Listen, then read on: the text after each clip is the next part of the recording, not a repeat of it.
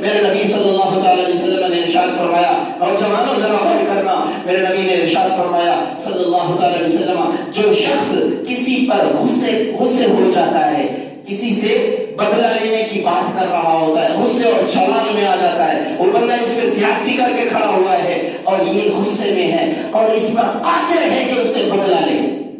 بدلہ لینے پر بھی قادر ہے، چاہے تو تھپڑ کے بدلے اینٹ کے بدلے پتھر مار سکتا ہے، چاہے تو تھپڑ کے بدلے میں قتل کروا سکتا ہے، چاہے تو تھپڑ کے بدلے میں قید کروا سکتا ہے، یہ اس کے اختیار میں ہے، قادر ہے اس پر بدلہ لینے کی قدرت رکھنے کے باوجود۔ میرے نبی صلی اللہ علیہ وسلم نے ارشاد فرمایا، جو شخص بدلہ لینے کی قدرت رکھنے کے باوجود معاف کر دے گا، قیامت کے دن اللہ پوری مخلوق کے سامنے اس کو بلائے گا اور فرمائے گا، تو نے میری رضا کے لیے بندوں کو معاف کیا تھا، آج میں نے تیرے سارے گناہ معاف کر دیے، یہ ہونے کھڑی ہوئی ہیں، ان میں سے جس کو چاہے چن لے جنت میں۔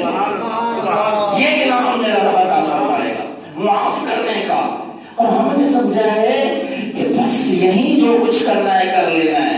یہی کر لینا ہے۔ میرے بھائی، وَالْكَاظِمِينَ الْغَيْظَ، جو لوگ غصے کو پی جانے والے ہوتے ہیں، عزتیں اور عظمتیں انہی کو ملتی ہیں،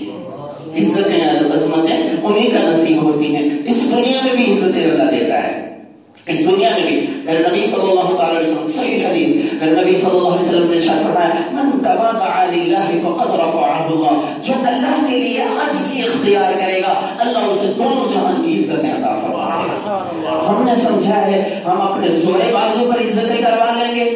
ہم اپنی پاور کے ذریعے سے لوگوں کو منوا لیں گے، ہم عزت والے ہیں۔ نہ میرے بھائی، کبھی ایسا کر کے